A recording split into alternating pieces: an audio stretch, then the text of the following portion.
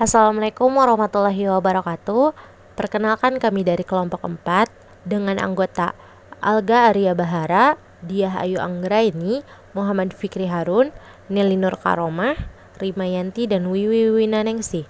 Kelas Manajemen 2E, Mata Kuliah Manajemen Pemasaran. Di sini kami akan mempresentasikan hasil kerja kelompok kami, yaitu tentang keputusan pembelian.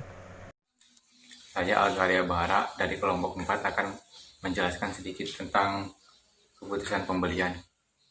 Keputusan pembelian merupakan pemikiran di mana individu mengevaluasi berbagai pilihan dan memutuskan pilihan suatu produk dari banyaknya pilihan. Keputusan pembelian menurut Peter dan Olson, keputusan pembelian merupakan pengembalian keputusan oleh konsumen untuk secara sadar atas pemenuhan kebutuhan dan keinginannya. Kebutuhan pembelian menurut Shipman dan Kanuk, keputusan pembelian didefinisikan sebagai sebuah pilihan dari 2 tahun atau lebih pilihan. Jadi dari pengertian tersebut, keputusan pembelian merupakan sebuah proses pengembalian keputusan yang diawali dengan pengenalan masalah, kemudian mengevaluasinya dan memutuskan produk yang paling sesuai dengan kebutuhan. Perkenalkan, nama saya Muhammad Fikri Harun. Sebelum ke materi, saya akan memberikan contoh terlebih dahulu mengenai keputusan pengambilan. Sebagai contoh, Harun setiap hari berangkat ke kampus menggunakan transportasi umum. Setelah beberapa semester dilalui, Harun berpikir bahwa uang yang dihabiskan untuk transportasi umum itu jika diakumulasikan sama dengan biaya dia kredit motor setiap bulannya. Alhasil Harun berinisiatif untuk membeli sebuah motor. Dia berpikir bahwasanya dengan membeli motor bisa menjadikan lebih hemat dan bisa pergi kemana saja dengan mudah. Namun Harun bingung merek sepeda motor apa yang jika ia beli dengan kualitas yang bagus, dengan awet dan sesuai dengan budgetnya. Akhirnya ia bertanya kepada teman-teman untuk mencarikan solusi untuk memberikan solusi. Lalu dia pergi ke dealer untuk mendapatkan informasi tentang motor apa yang ia inginkan serta ia beli. Mendapatkan promo, mendapat souvenir, dan mendapat cashback ataupun diskon lainnya. Setelah melakukan berbagai penimbangan, akhirnya Harun memutuskan untuk membeli sepeda motor dengan merek Honda. Menurut orang-orang, motor itu terbilang irit, awet, nyaman digunakan. Lalu keesokan harinya ia libur kuliah, dan Harun bergegas menuju dealer Honda untuk membeli sebuah motor dengan sistem cicilan.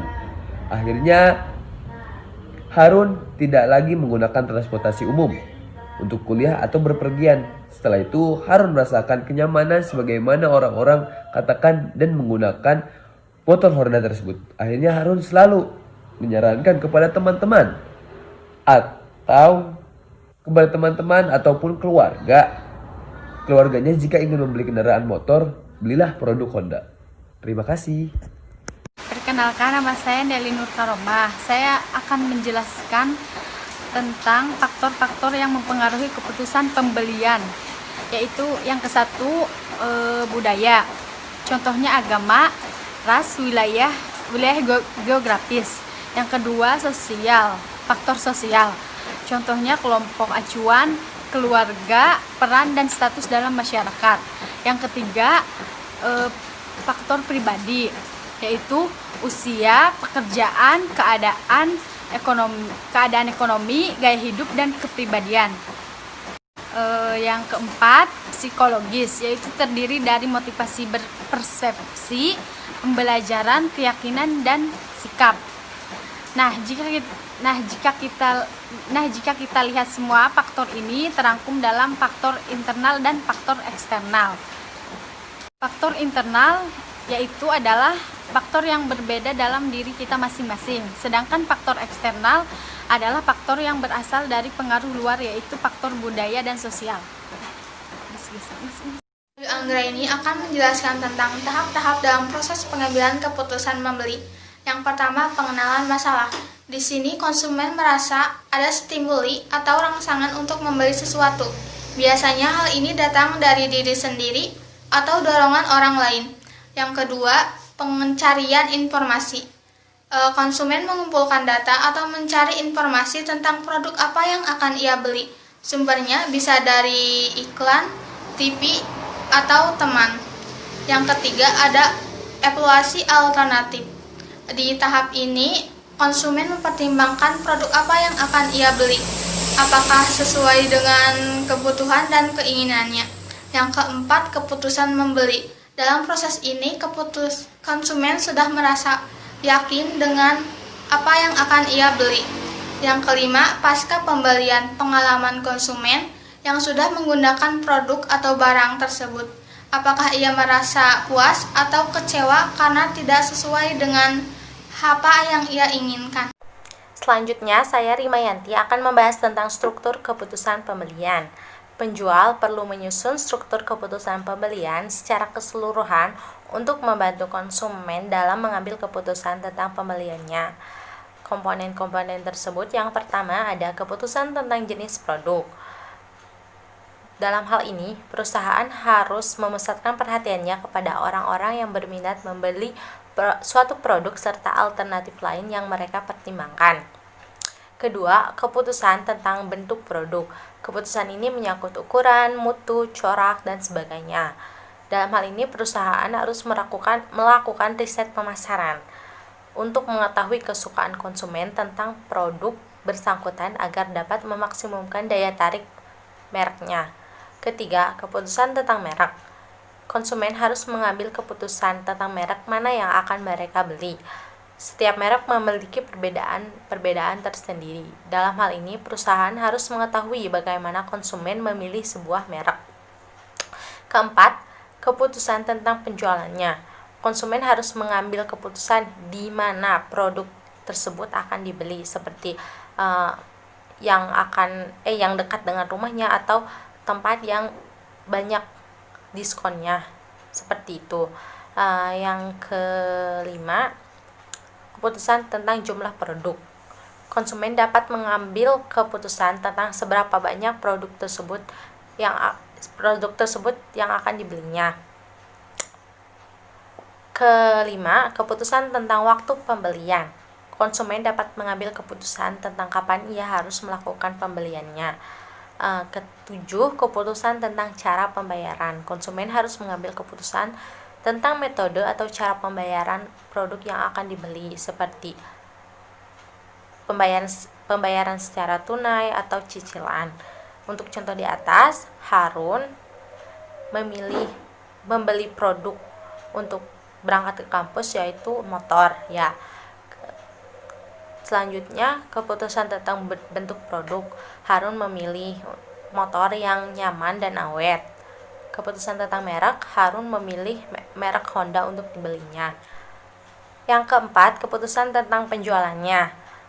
Harun memilih dealer dengan banyak diskon dan cashback. Kelima, keputusan tentang jumlah produk. Harun membeli motor sebanyak satu buah sepeda motor, ya. Keenam, keputusan tentang waktu pembelian. Harun membeli motor pada saat dia libur kuliah. Ketujuh, keputusan tentang cara pembayaran. Harun membeli motor tersebut dengan menggunakan sistem cicilan untuk pembayarannya. Saya, Wiwi Winaningsi, akan menjelaskan tentang peran dalam keputusan pembelian. Nah, di sini ada 5 orang yang berperan dalam keputusan. Yang pertama yaitu inisiator. Inisiator itu orang yang menyadari kebutuhan dan mengusulkan ide untuk membeli barang atau jasa.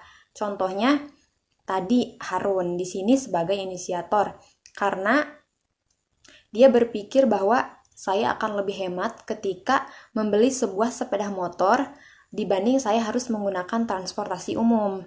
Dia berinisiatif untuk memunculkan ide, kemudian dia bergegas kepada teman-temannya atau sales-sales yang ada di sebuah dealer itu.